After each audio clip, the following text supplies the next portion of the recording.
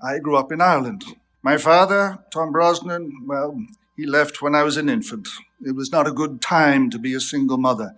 But my mother was courageous in her determination to make a better life for us both. And thus, she left the shores of Ireland to become a nurse in England. Such a decision came a number of years of separation and heartache. At the age of 4, I went to live with my grandparents. After they passed on, I ended up living with a friend of the family. Eileen Riley was her name. Eileen was a saint of a woman to me. She was a classic Irish woman with an apron wrapped around her full figure that was always covered in baking powder. I lived upstairs in a room that I shared with 2 other lodgers. There was some sadness and longing. I remember how she wept. The day I left her, I was 11 years old.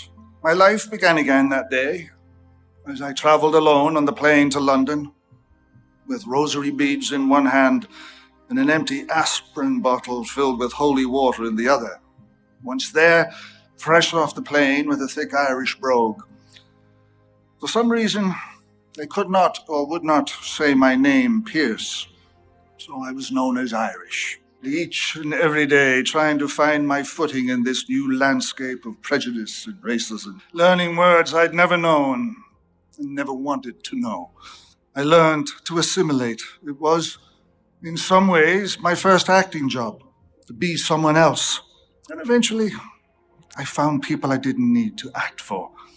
I found friends who accepted me, brogue and all, friends who called me by my name, on my own. I had learned to survive, but through friendship, I learned to thrive. Those boys' acceptance, Eileen's generosity, my mother's sacrifice, that is what got me through my childhood. I can tell you this, wherever you're going, you won't get there alone. I certainly didn't.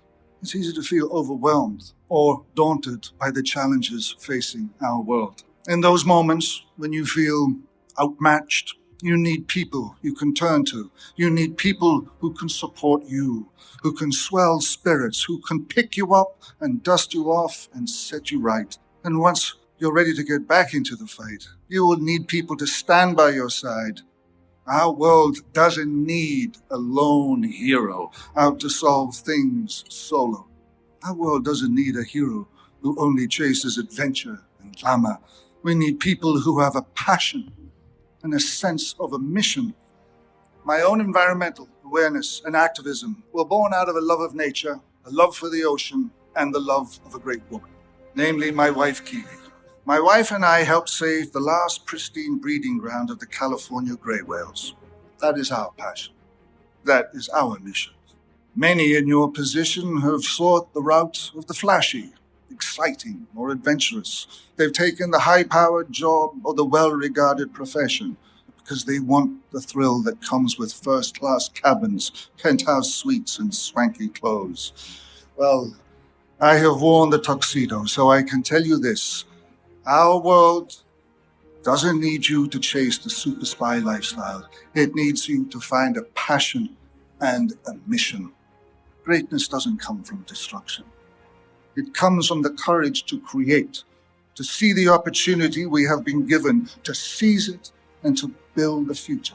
You are the architects and the engineers of a new tomorrow.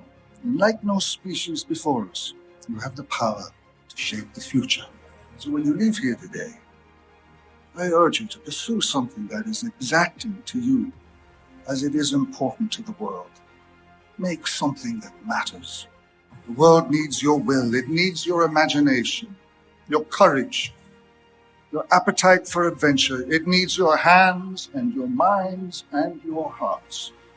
Our world doesn't need a hero with a license to kill. We need people with the courage to create. You have before you the most singular opportunity for greatness ever offered to any generation. So take it. Rise up. Save the world.